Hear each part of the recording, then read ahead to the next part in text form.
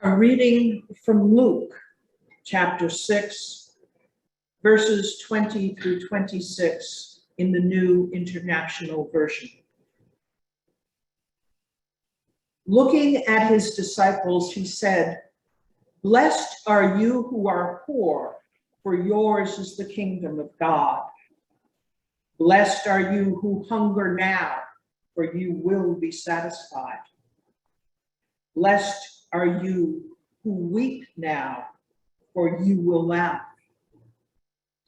Blessed are you when men hate you, when they exclude you and insult you and reject your name as evil because of the Son of Man. Rejoice in that day and leap for joy, because great is your reward in heaven. For that is how their fathers treated the prophets.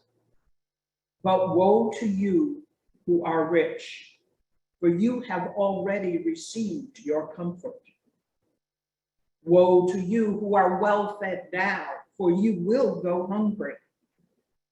Woe to you who laugh now, for you will mourn and weep.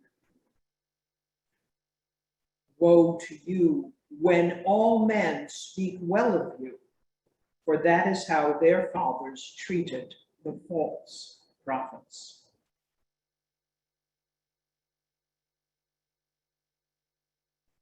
Most of us are used to hearing these blessings, commonly called the Beatitudes, in their version from Matthew. Blessed are these, blessed are those, blessed are the ones among us. But Luke is writing to a different audience. Matthew is writing to those who are oppressed by empire and the domination system that was Rome, the domination system that became the institutional church. Luke is writing to the non-Jews, to the oppressors and those who are complicit with them. Luke is very much quoting a Jesus who was from his conception influenced by the messenger we know as Isaiah. Isaiah was a product of the Babylonian exile, which resulted after the defeat of the Assyrians by Babylon. The Assyrians who had defeated the Hittites, who had conquered Israel. Suffice it to say, the Jews had been enthralled to empire pretty much ever since the collapse of the Davidian dynasty. The Babylonian exile and the first destruction of Jerusalem, including its temple, is the second significant event that shapes the ethos and legacy of the Jewish faith and embeds in the people whose most sacred sites were destroyed are yearning for the living presence of their God. Emmanuel, God dwelling in us. The first, we will recall, is the slavery and exodus from Egypt. The second is the Babylonian exile. Much of what we call the Hebrew Bible was actually written during that time, because prior to that, it is not likely that there were written records of the Jewish tradition, an oral tradition passed down, the stories told over and over again. But in Babylon, where the majority of Jews were taken and wept, they perfected scribing, their own sacred language and alphabet, and codified the stories of their ancestors. But there were new voices even during that exile, voices of hope, voices of empowerment, voices of trust and reliance upon God. One of these most powerful voices was the prophet Isaiah. Woe to those who make unjust laws, those who issue oppressive decrees, he tells us in chapter 10, to deprive the poor of their rights and withhold justice from the oppressed of my people, making widows their prey and robbing the fatherless. What will you do on the day of reckoning when disaster comes from afar? To whom will you run for help? Where will you leave your riches? Nothing will remain but to cringe among the captives or fall among the slain. And I would presume to add, woe to those who make of them widows and orphans. The voice of Isaiah, one of the justice prophets in the Hebrew Bible, is reflected also in the voice and song of the maiden Mary, whose name means both bitter and beloved. When she learns from the angel that God has selected her to be the mother of God's child, the Creator becoming the created who dwells among us. And Mary said yes. This song of Mary, this canticle, the Magnificat, as it is commonly sung and told, has actually been banned in places around the world. During the British Raj, the occupation of India, this piece of the Bible was censored. In Guatemala, in Argentina, parts of Russia, and in some white evangelical churches, this song was not allowed to be sung. And Dietrich Bonhoeffer, preaching on it in Nazi Germany, called it the most subversive and the most authentic piece of prophecy in the New Testament, the Christian Bible.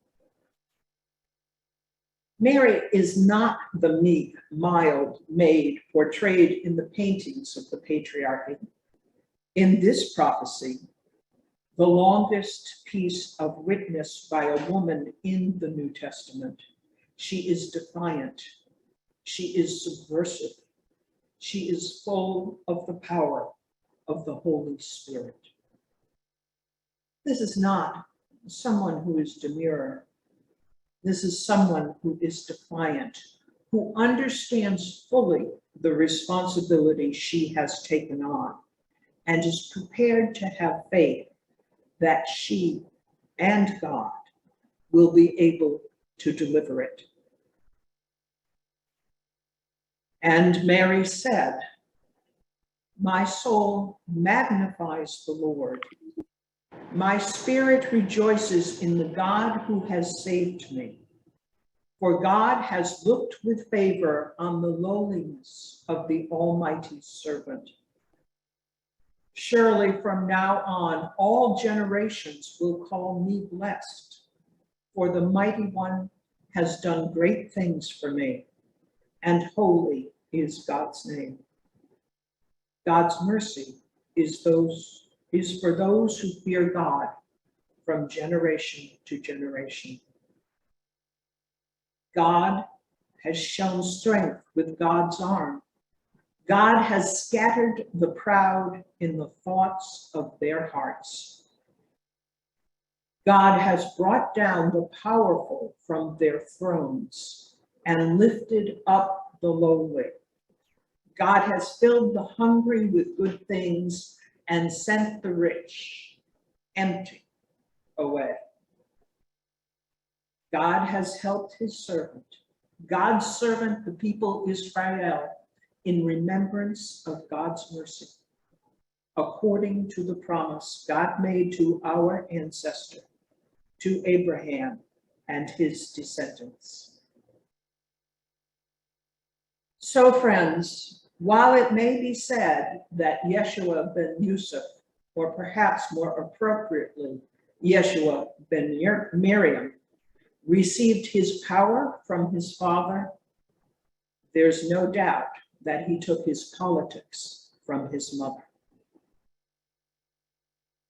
And while we are not asked to bear God's child, we are all asked to bear our portion of God's promise and God's responsibility.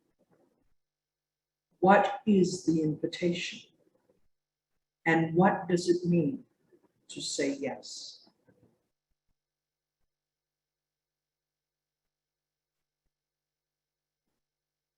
We remember that God chose to be born to the poorest of the poor, the most oppressed and burdened people of the Roman Empire.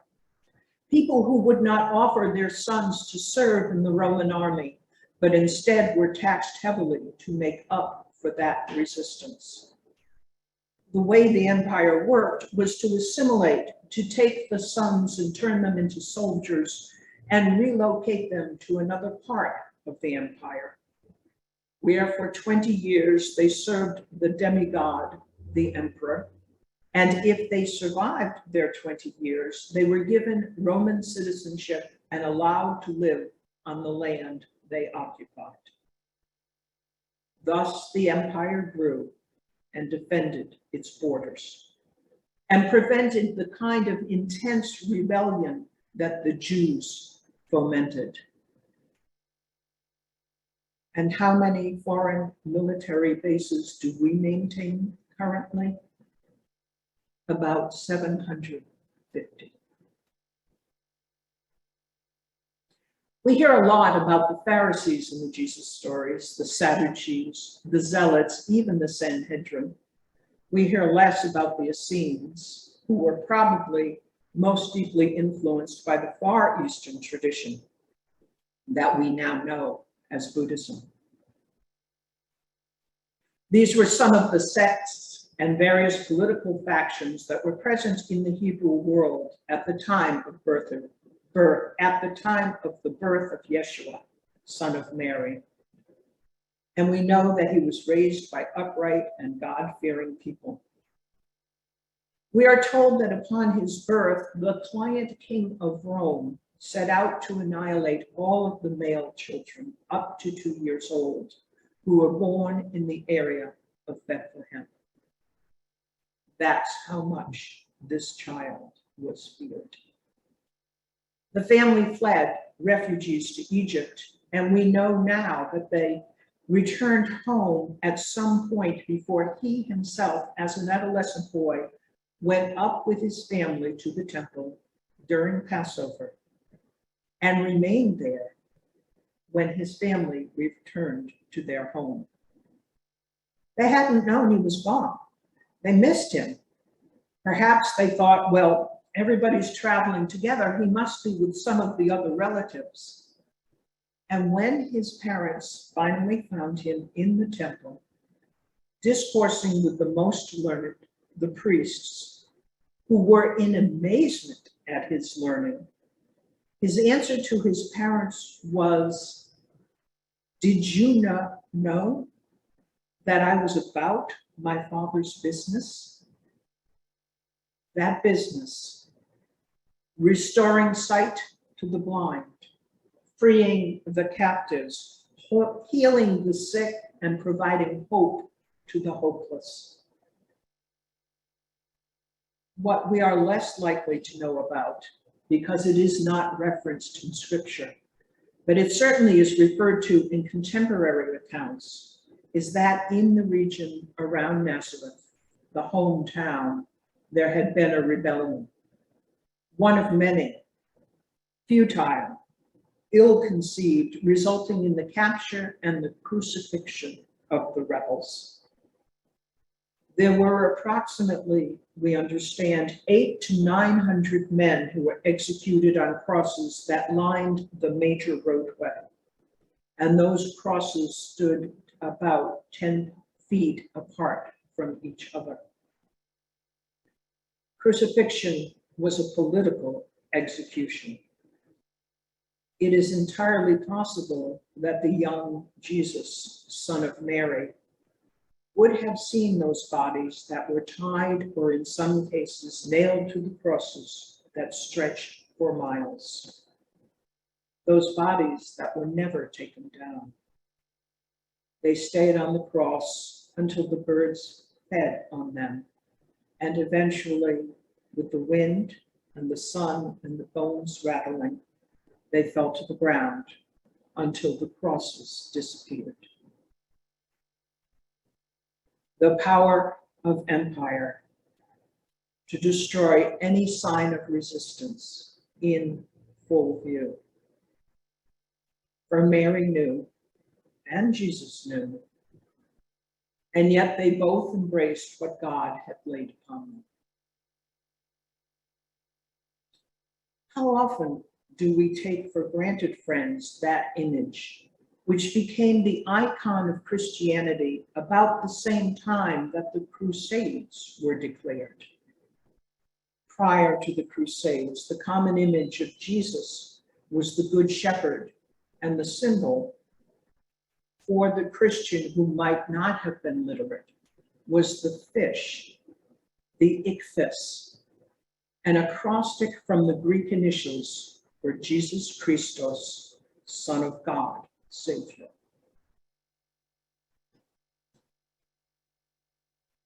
But somewhere before the end of the first millennium of the Christian era, think around the time that the French successfully invaded England, 1066, the Battle of Hastings.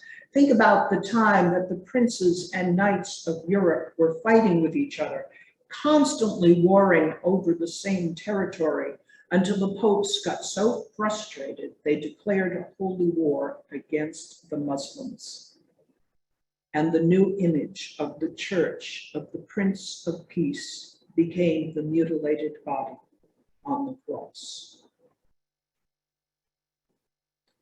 That era still has significance for us today because it was the Crusades and the thinking behind them that gave birth to the doctrine of Christian discovery, in which the Christian powers of Europe were given the authority, the sanction by their church to go out and conquer lands that they, in air quotes, discovered.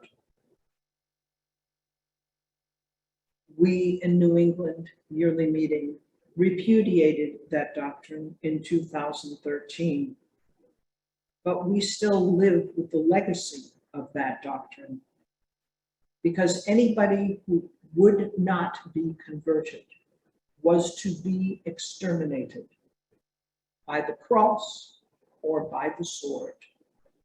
And as we know, that persecution continues to this day. One of the ways this has been made obvious to us recently is when Junipero Serra, the Franciscan missionary who was responsible for the establishment of the missions along the coast of California, was made a saint by the Catholic Church in 2015. There was a huge outcry from justice-seeking people all over the world, because the people who built those missions were the enslaved indigenous people of the Pacific coast. Just as our United States Capitol was built by enslaved Africans. From sea to shining sea. Extermination, enslavement, exploitation. Where is the promise? And what does it mean to follow? Where is the hope? What does it mean to believe? People of goodwill, good hearts, and people of faith understand now more than ever what it means to live in that power and spirit that upholds the worth and dignity of every one of us, beloved of God. And we understand only too well, we descendants of white Europeans, the legacy of our ancestors, many of whom were oppressed themselves and became the oppressor. So when we promise to love and serve God, and to love our neighbors as ourselves, when we promise to listen together for what God is asking of us, may we be graced, gifted with the same power, the same spirit that filled Mary's heart when she said, "My soul magnifies the Lord, the light, spirit, the source, the seed, the ground of our being. My spirit rejoices in my God who has saved me."